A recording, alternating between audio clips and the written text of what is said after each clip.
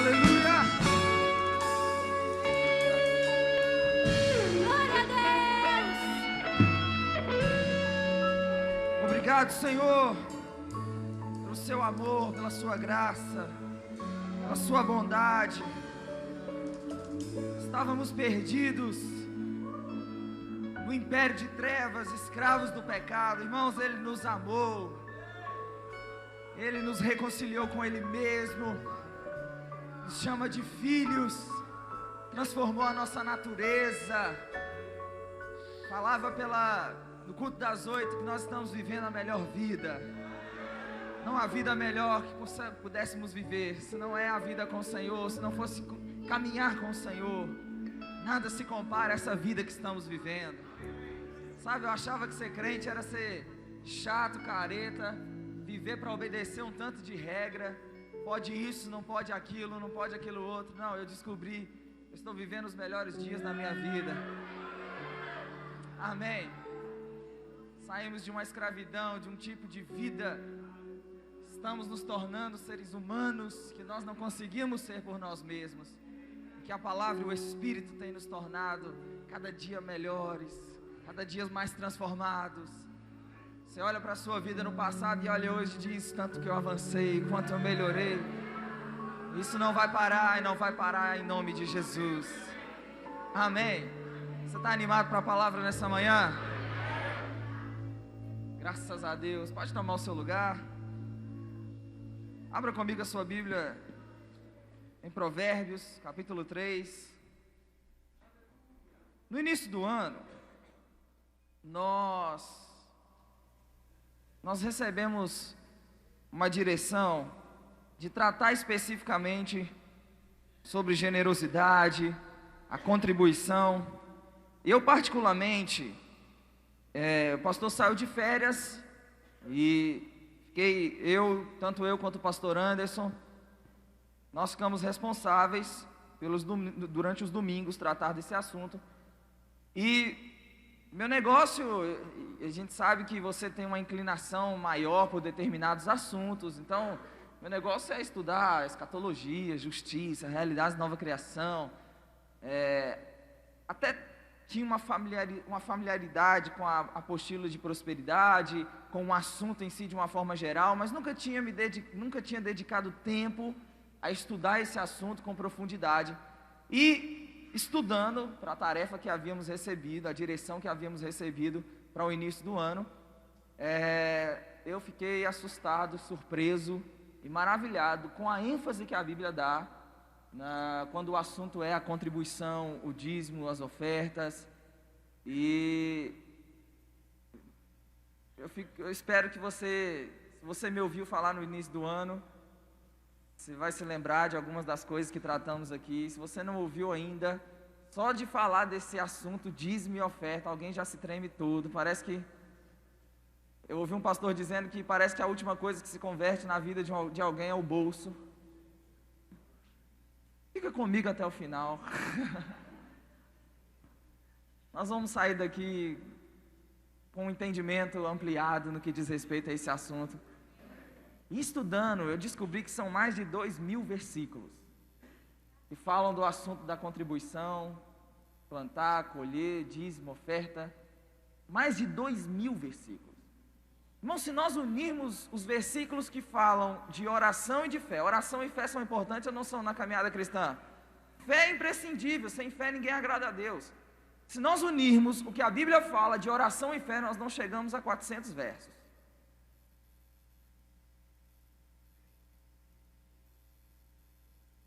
O assunto do dinheiro na Bíblia, ele está em pé de igualdade com o assunto da salvação.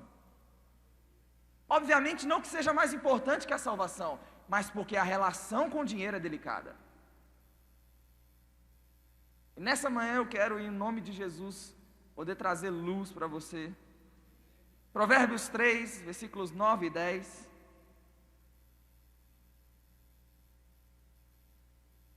Se a Bíblia dá muita ênfase em determinado assunto, consequentemente é porque Deus quer ensinar algo ao seu povo.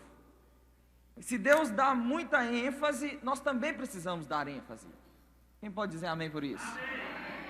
Tem gente que quer ser PhD naquilo que Deus pouco disse, e é analfabeto naquilo que Deus tanto falou. 2.000 versos, mais de 2.000 versos, não podem ser ignorados. Provérbios 3, 9 e 10 diz: honra o Senhor com os teus bens, com as primícias de toda a tua renda, e se encherão fartamente os teus celeiros, e transbordarão de vinho os teus lagares. Filho meu, não rejeites a disciplina do Senhor, nem te enfades com a sua repreensão. Irmão, olha o nível de abundância retratado no verso 10. Se encherão fartamente os teus celeiros, e transbordarão de vinho os teus lagares. Quantos querem provar e experimentar desse nível de abundância? Todos nós queremos, é verdade ou não? Agora, por que parece que muitas vezes estamos tão aquém desse nível de abundância aqui retratado? Por que muitas vezes muitos crentes enfrentando situações financeiras, desafios na área financeira, na sua vida financeira? Por que muitos crentes não estão à altura desse nível de abundância aqui retratado? Será que é a palavra de Deus que está falhando? Obviamente que não. Agora, já provou pensar que o fato de não estarmos experimentando talvez esse nível de abundância aqui retratado tem a ver com princípios que precisamos prestar atenção? Amém, irmãos? Eu me lembro de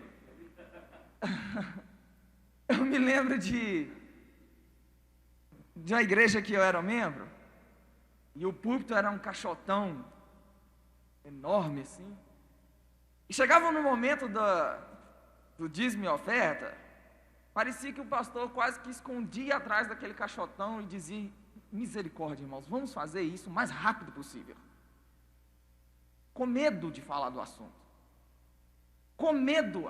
Pastor vai pedir dinheiro, só sabe pedir dinheiro, essa igreja só fala de dinheiro.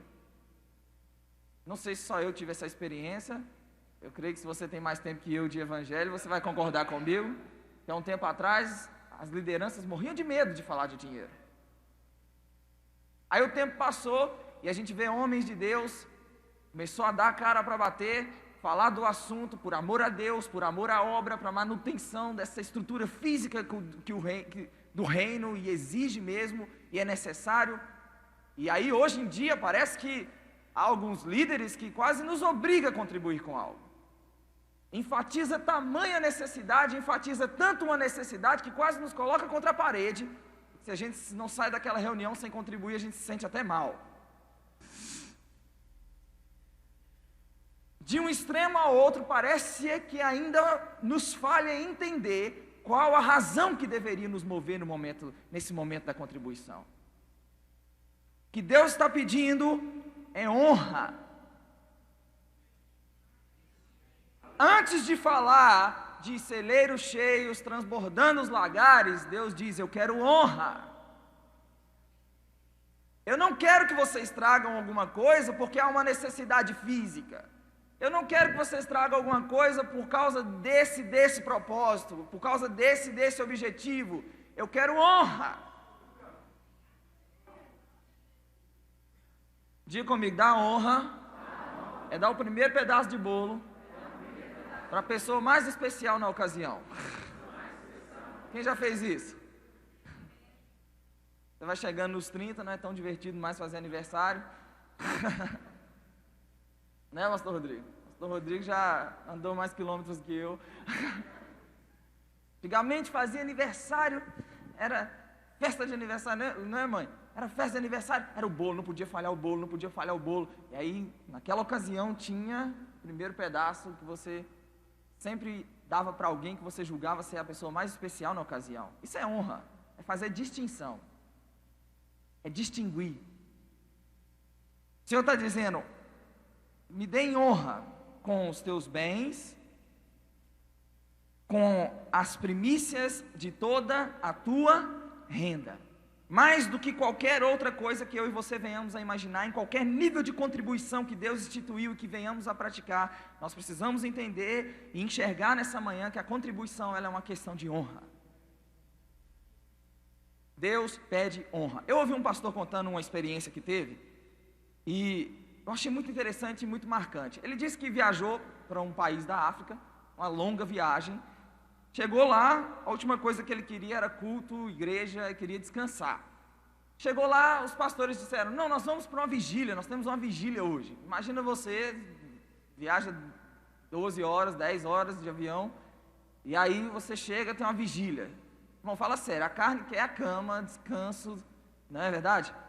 Chegou, disse que começou a vigília, ficou animado com a vigília, e aí de repente alguém se levantou e tirou uma oferta no meio da vigília. Ele achou aquilo estranho, porque no Brasil não se tira oferta em vigília. E aí no outro dia, foi para uma reunião de pastores, em meio à reunião alguém se levantou e tirou uma oferta. Ele já começou, poxa, uma reunião de... No outro dia, uma reunião com os colaboradores, uma reunião, um grupo menor de pessoas, alguém se levantou e tirou uma oferta e disse: não aguento mais. Chegou para o pastor e perguntou: pastor, que negócio é esse? Tudo que é reunião, é vigília, é reunião de pastor, é reunião disso, daquilo, vocês estão levantando oferta. O pastor virou para ele e falou assim, ele disse: no Brasil, a nossa condição é um pouquinho melhor que as suas. E aqui tudo que é reunião, vocês tiram oferta. Ele disse: você acha que nós estamos tirando oferta para aumentar a arrecadação da igreja? Foi o Senhor que instituiu que ninguém compareça diante dele de mãos vazias. A gente não está tirando oferta para aumentar a arrecadação. Foi Ele que instituiu. Onde está isso? Deuteronômio capítulo 16, versículo 16. E nós muitas vezes contribuímos, ofertamos, somos fiéis, mas pensando somente naquilo que vai ser feito com a oferta. Apresenta um projeto, ficamos animados, empolgados, eu vou fazer parte disso, eu vou fazer parte daquilo, mas nessa manhã eu quero que você entenda que o que vai ser feito com a oferta vai ser mero efeito colateral, e entenda o mero efeito colateral, vai ser apenas resultado, consequência natural da minha e a sua disposição de dar honra ao Senhor. Abra comigo sua Bíblia em Malaquias, capítulo 1,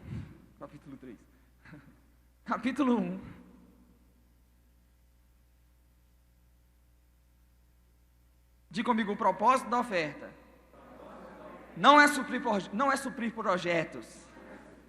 Diga comigo: não é movimentar a necessidade material que o reino tem. Diga comigo: é dar honra ao Senhor. Entenda que o suprir projetos e a movimentação, a manutenção da estrutura física do reino vai ser consequência da minha e da sua disposição de dar honra. E você vai descobrir nessa manhã que o que Deus está interessado não é na oferta em si, mas na honra que ela deve expressar. Malaquias capítulo 1, versículo 6.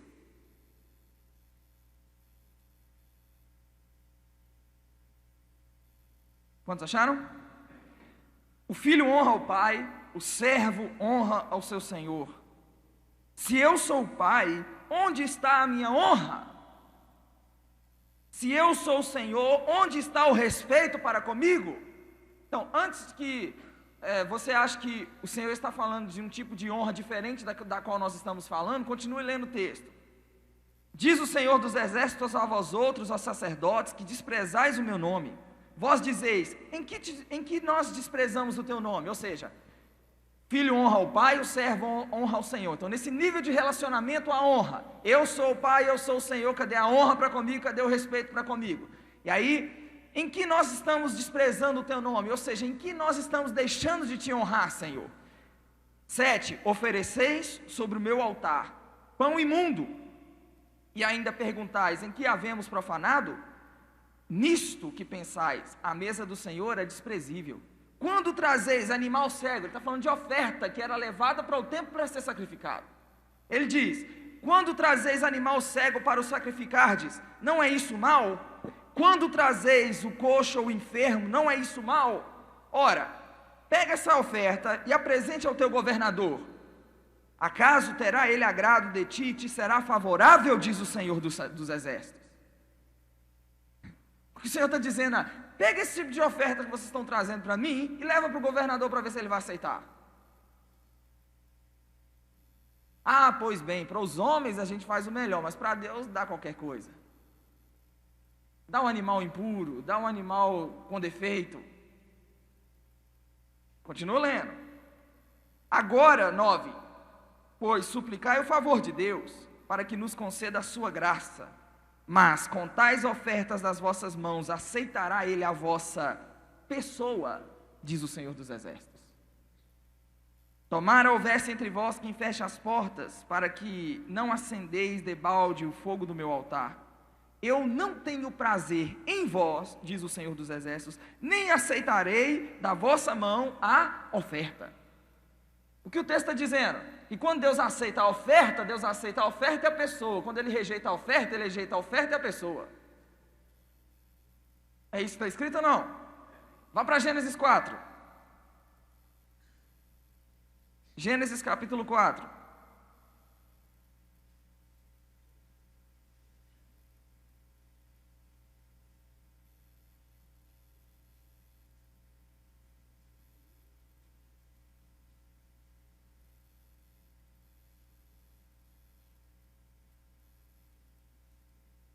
Acharam?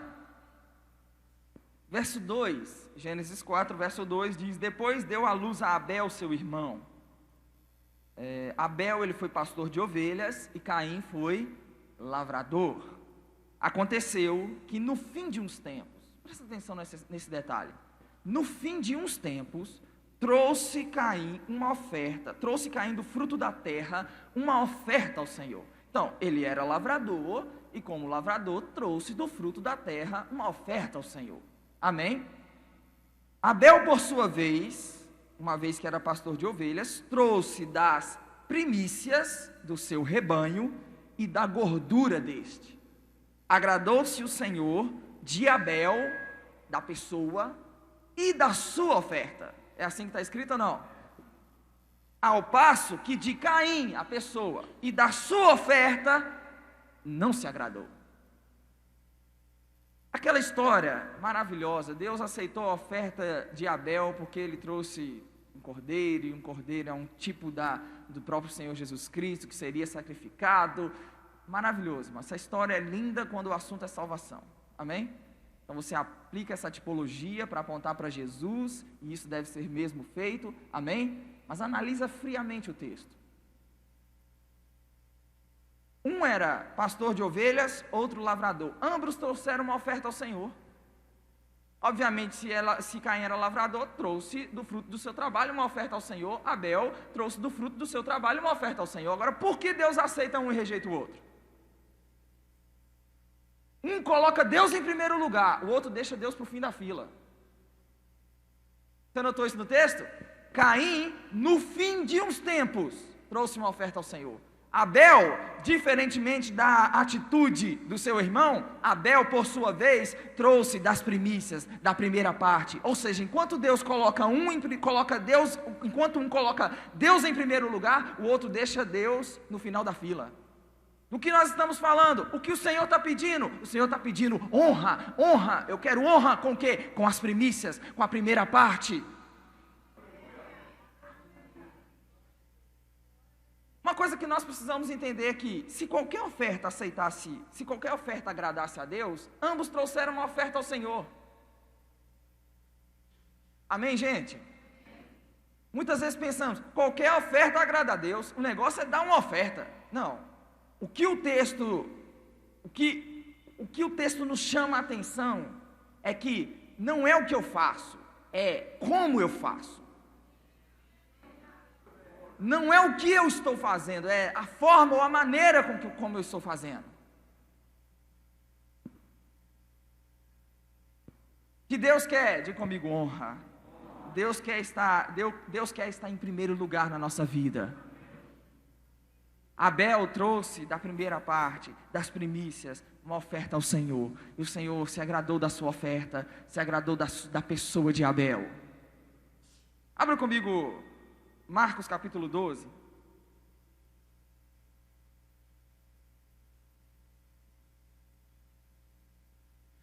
O interesse de Deus não está na oferta em si, mas na honra que ela deve comunicar.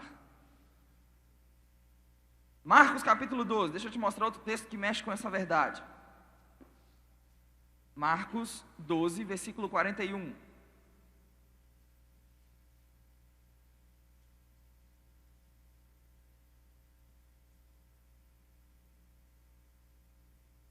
Quantos acharam? Amém. Quando Deus pediu a Abraão a Isaac, Deus queria o menino? Obviamente que não, tanto é que o menino não foi sacrificado. Quando Deus pediu a Abraão a Isaac, Deus queria a disposição de Abraão em entregar algo. Irmãos, acredite, quando Deus nos pede algo, Deus não pede algo para nos deixar nos prejuízo.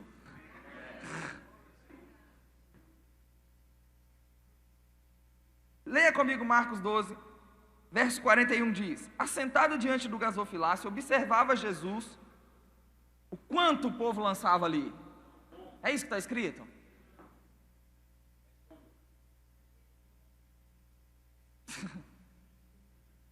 É quanto ou como?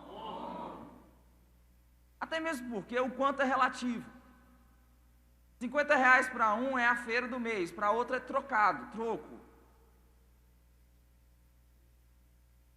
Jesus não observava quanto era lançado, ele estava observando como as pessoas estavam lançando. E aí o texto continua dizendo, como o povo lançava o dinheiro, ora, muitos ricos depositavam grandes quantias. Isso choca a gente, né? Vindo, porém, uma viúva pobre, depositou 2 pequenas moedas correspondentes a um quadrante. Um quadrante era a menor moeda do Império Romano. O que Jesus está fazendo é o câmbio. A menor moeda do Império Romano. Chamando os seus discípulos, disse-lhes: em verdade vos digo que esta viúva pobre depositou no gasofilácio mais do que o fizeram todos esses ofertantes. Pelo amor de Deus. Porque todos eles ofertavam do que lhes deixou Deus para o final da fila. Isso prova que o que Deus está interessado não é na oferta, não é no valor em si, mas na honra que ela deve comunicar. Todos estes deram do que lhe sobrava. Ela, porém, de sua pobreza, deu tudo quanto possuía, todo o seu sustento. Irmãos, muitos de nós, Paulo diz em 2 Coríntios 9, que todas as vezes que vamos falar de dízimo e oferta, nós nos lembramos de 2 Coríntios 9, 6. Isto afirmo, quem planta pouco, pouco colherá. Quem planta muito, muito colherá. E muitas vezes nós ficamos, como eu posso dizer, nós ficamos constrangidos. Senhor, o que eu posso dar hoje é só 10. A gente pensa assim, o texto diz, quem planta muito vai colher muito, quem planta pouco vai colher muito. E a gente fica, poxa, eu não posso dar muito, então eu não vou colher muito. Eu não posso dar muito, eu não vou colher muito. Se o texto diz que quem planta muito vai colher muito, quem planta pouco vai colher. Eu não posso, a minha condição é tanta. Cada um dê segundo propôs no coração. Então, o que eu propus no coração, eu posso dar é essa quantia. E aí, muitas vezes, ficamos condenados e acusados por não entendermos determinados princípios. Se o muito ou pouco que Paulo está se referindo em 2 Coríntios 9, 6 tivesse a ver com o valor em si, ele estaria indo contra Jesus. O muito ou pouco não tem a ver com o valor em si, mas tem a ver com a disposição de fazer a coisa certa do jeito certo.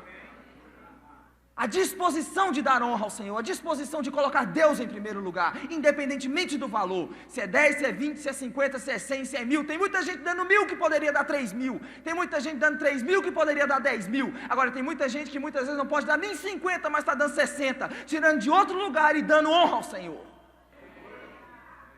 Não tem a ver com o valor em si, tem a ver com a disposição. Deus encontra e vê prazer naqueles que encontram prazer e alegria nesse momento da contribuição. Quem planta muito, vai colher muito. E tire esse peso de você, que o muito não tem a ver com o valor em si, o muito tem a ver com a disposição do coração, da alegria e do prazer de contribuir com algo.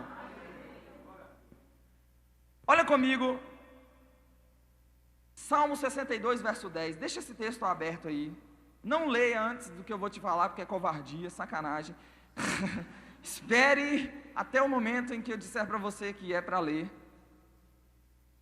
Abre aí 62, Salmo 62, versículo 10.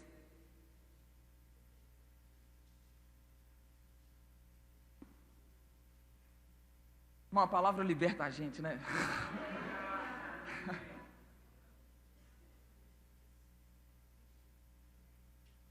Quantas vezes, irmãos, pega os R$ 5, a pessoa pega os R$ 5, olha para um lado, olha para o outro, faz um bolo na mão e coloca dentro do envelope. Ufa, ninguém viu que eu estou dando só R$ 5. Então fica livre disso nessa manhã.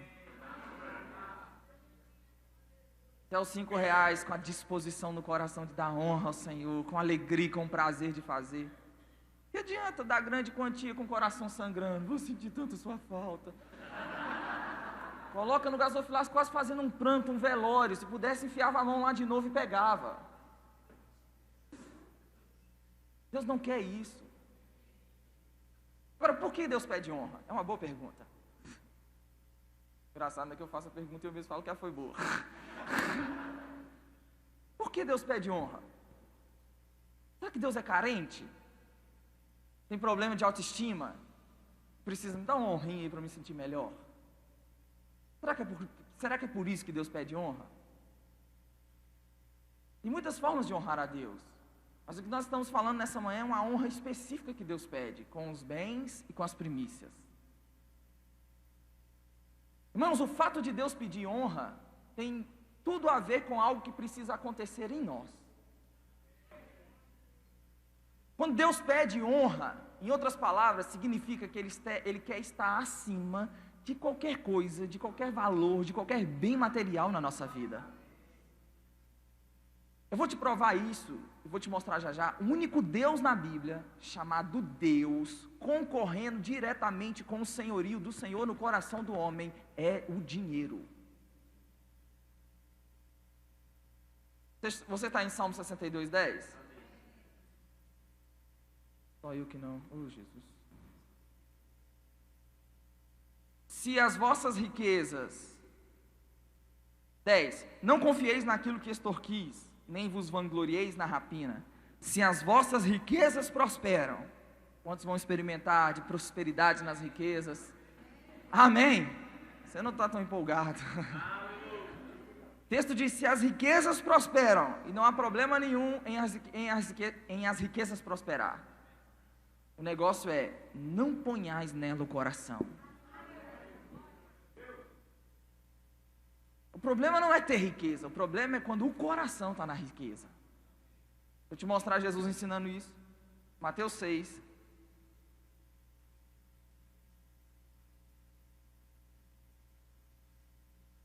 Mateus capítulo 6.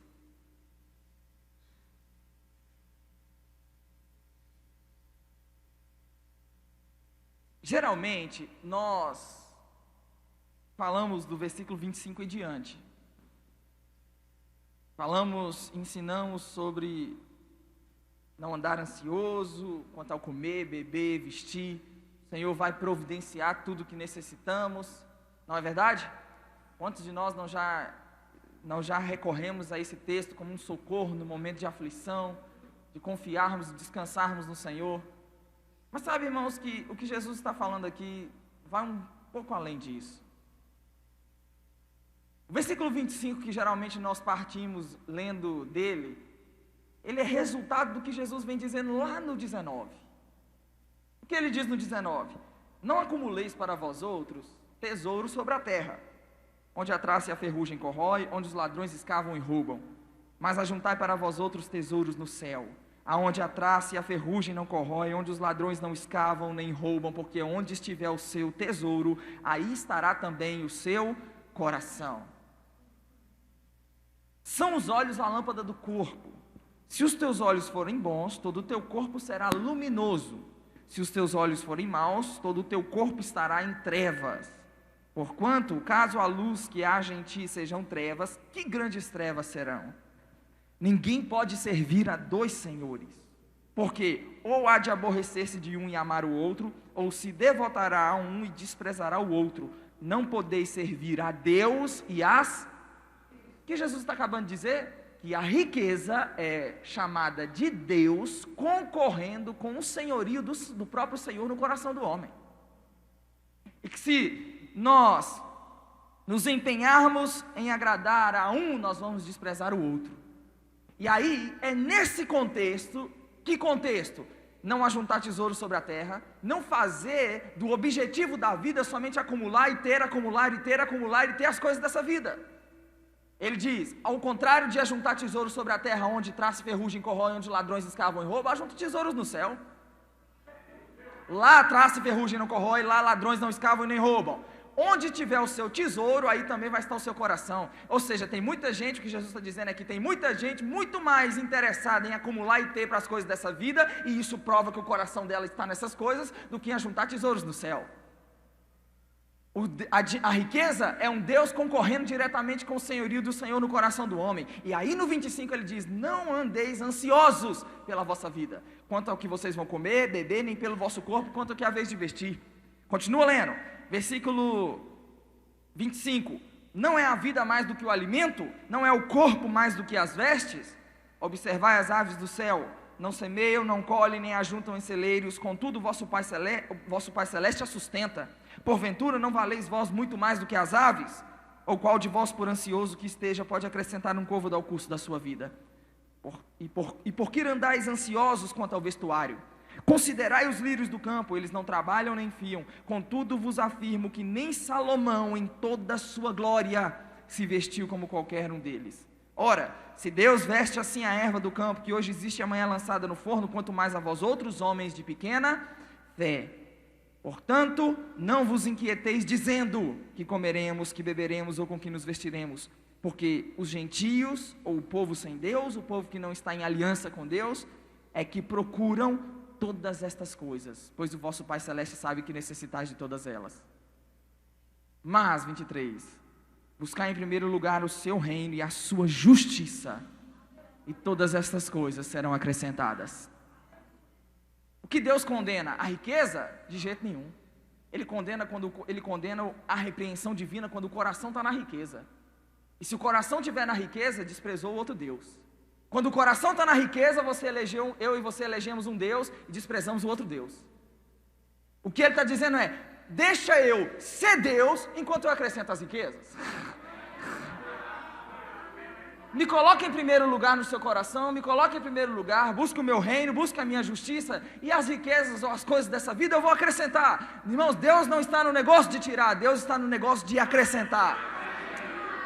Provérbios 3, 9 e 10, o Senhor pede honra, não porque quer tirar algo de nós, pelo contrário, Ele quer fazer abundar os nossos celeiros, transbordar os nossos lagares, porque Ele quer fazer isso. Agora, o resultado disso é honra a Ele. Dar a Ele honra. E por que Ele pede honra? Porque Ele quer estar em primeiro lugar na nossa vida. Ele não quer que nada concorra com o senhorio dEle no nosso coração.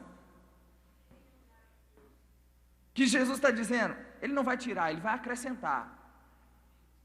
O alerta aqui é, não coloque o coração nas riquezas. Agora, tem gente que não tem, nem é rico e tem o coração na riqueza. Como pode? É avarento.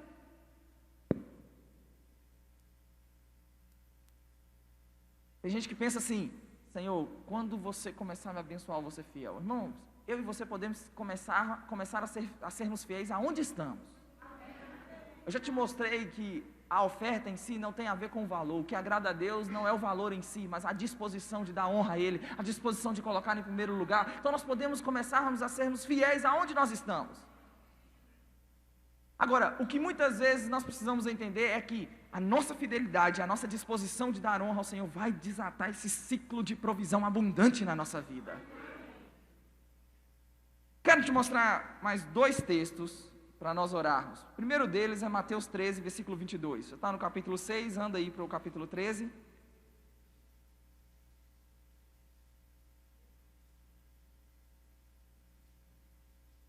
Jesus está ensinando a parábola do semeador.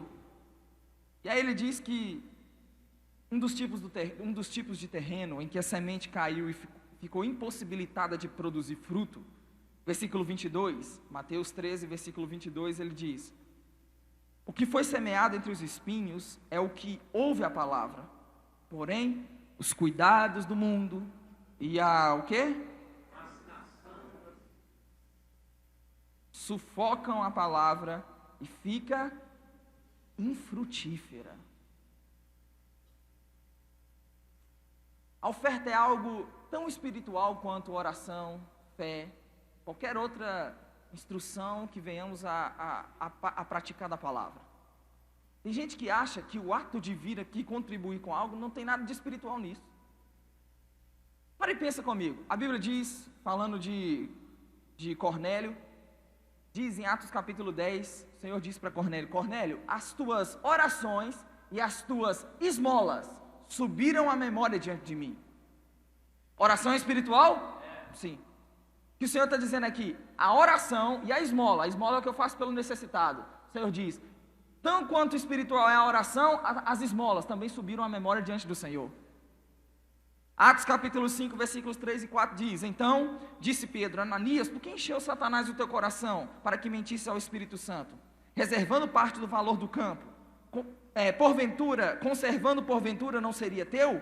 E vendido não estaria em teu poder? Como, pois, assentaste no coração esse desígnio? Não mentistes aos homens, mas a Deus.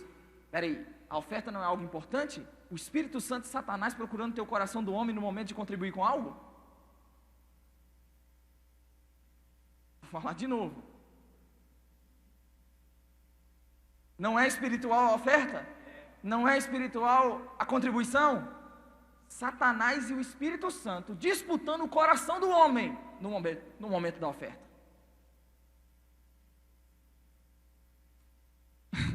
Abra comigo o último texto para nós orarmos. Marcos 14.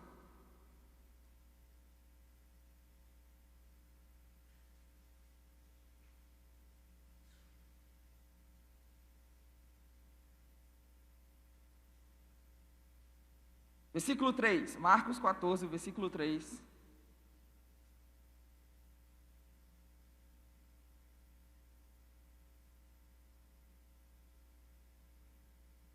Quantos acharam? Estando ele em Betânia, reclinado à mesa, em casa de Simão o leproso, veio uma mulher trazendo um vaso de alabastro com preciosíssimo perfume de nardo puro. E, quebrando o alabastro, derramou o bálsamo sobre a cabeça de Jesus. Irmãos, pare e pensa. Qual seria a minha e a sua atitude se estivéssemos presentes na ocasião? Um perfume preciosíssimo, desperdiçado. Ó, aqui, ó, olhe bem para mim, ó, desperdiçado. Continua lendo. Indignaram-se alguns entre si e diziam... Uma outra versão diz, bramavam contra ela e diziam, para que esse desperdício de bálsamo? Porque este perfume poderia ser vendido por mais de, diga comigo, por mais, e o texto diz, de 300 denários e dar-se aos pobres. Murmuravam contra ela. Mas Jesus lhe disse, deixa, porque a molestais, ela praticou boa ação para comigo, porque os pobres sempre tendes convosco, e quando quiserdes podeis fazer-lhes bem. Mas a mim nem sempre me tendes. Ela fez o que pôde, antecipou-se a ungir-me para a sepultura. Em verdade vos digo, onde for pregado em todo o mundo o Evangelho, será também contado o que ela fez para a memória sua. Se isso aqui não é honra, eu não sei mais o que é honra. Quando eu dou honra, eu atraio honra. Olha o tamanho da honra que essa mulher atraiu. Jesus diz, aonde no mundo o Evangelho for contado, vai ser contado o que essa mulher fez. Agora vamos pensar em algumas coisas. O perfume poderia ser vendido por mais de 300 denários. Um denário era o salário de um trabalhador de um dia. O salário de um dia de um trabalhador judeu. O mês judaico havia nele 30 dias exatos. Faz as contas. Você tira 4 sábados em um mês. Você tira 4 sábados no mês, concorda? Shabat para o judeu é sagrado. Vamos supor que há um feriado por mês, que coisa boa, hein? Aleluia. Só supondo, há um feriado por mês. Trabalhou naquele mês 25 dias, concorda? Tirou 4 sábados, um feriado, 25 dias. Multiplica 25 por 12. 300 denários. Um ano de trabalho. O texto está dizendo que os discípulos bramaram, indignaram, diziam: para que esse desperdício? Esse perfume poderia ser vendido por mais de 300 denários.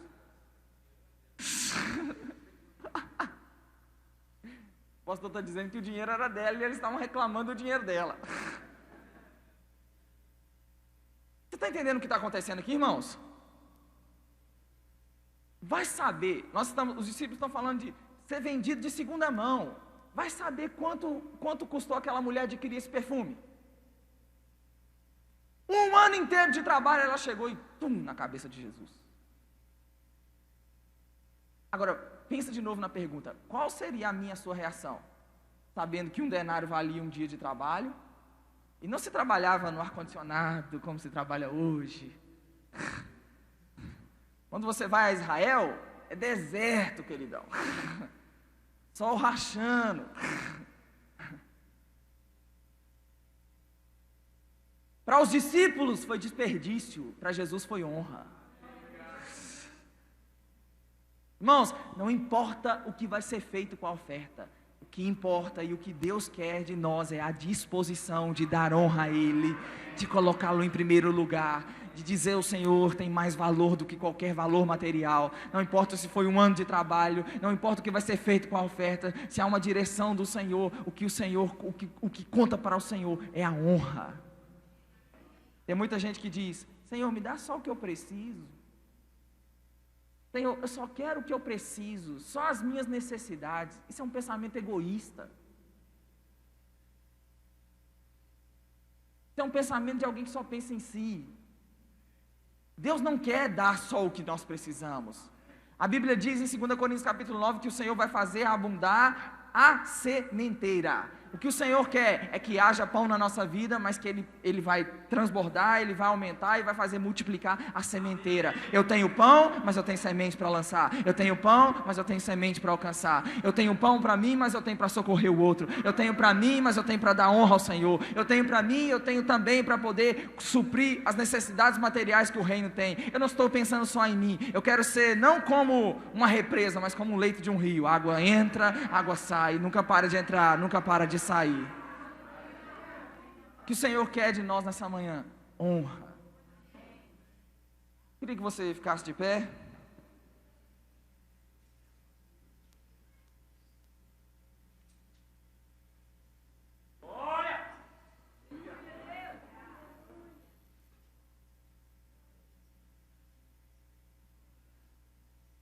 O objetivo da mensagem nessa manhã, você percebeu que não é tirar dinheiro de você. Amém.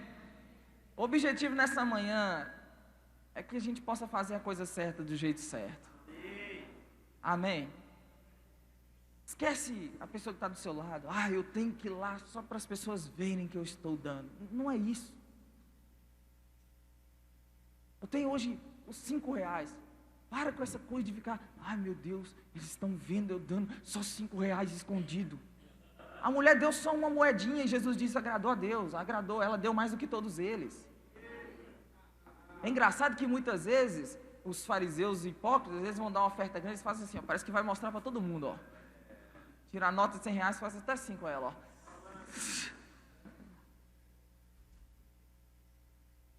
Como eu disse, irmãos, tem muita gente dando grandes quantias, mas sabe que poderia fazer mais e dar mais. Deus está interessado nessa manhã na atitude do nosso coração. Ele quer que a gente entre nesse lugar de dar com prazer e com alegria. Dar com prazer e com alegria. Feche seus olhos. É como nós lemos em Atos capítulo 5. Satanás e o Espírito Santo procura ter o coração do homem nessa hora. Você ouve uma palavra como essa, fica tão empolgado e se move na fidelidade. Eu vou ser fiel, Senhor, me perdoe, eu vou ser fiel, e vem o cão do inferno e diz: vai dar? Está faltando? Vai tirar? Está faltando? Vai faltar? Como eu disse nessa manhã, o Senhor não quer tirar nada do que nós temos. Como o reino de Deus é movido por princípios, Ele nos ensinou um princípio. Um princípio está sendo ensinado pelo Senhor. E que se nós nos amoldarmos a esses princípios, nós vamos provar e experimentar dos resultados. Agora, não fazemos por causa dos resultados. Quem está entendendo isso, gente? O que nos move nessa manhã não é os resultados. O que nos moverá nessa manhã é a disposição de dar honra. É a disposição de colocar Deus em primeiro lugar. Eu queria que você fechasse seus olhos e antes dos diáconos entregar os envelopes, nós vamos orar. E confiar que o Senhor é mais sábio que nós. Senhor, obrigado por sua palavra. Nos liberta, que nos instrui, que nos leva a viver e experimentar a sua vontade boa, agradável e perfeita. O Senhor é o mais interessado em que venhamos a viver esse tipo de vida, a provar desse tipo de vida, experimentando e provando da sua vontade. Eu oro nessa manhã, Senhor. Obrigado por nos instruir e nos dar o privilégio de fazermos nessa manhã a coisa certa, do jeito certo. De fazermos nessa manhã não com medo, não pensando somente nos lucros, não movidos por A, por B, mas única e exclusivamente a disposição no nosso coração de te dar honra, de te colocar em primeiro lugar, em nome de Jesus. Enquanto Cíntia vai estar conduzindo uma música, você pode trazer nessa manhã, pega o seu envelope, levante sua mão bem alto, o diácono vai chegar até você.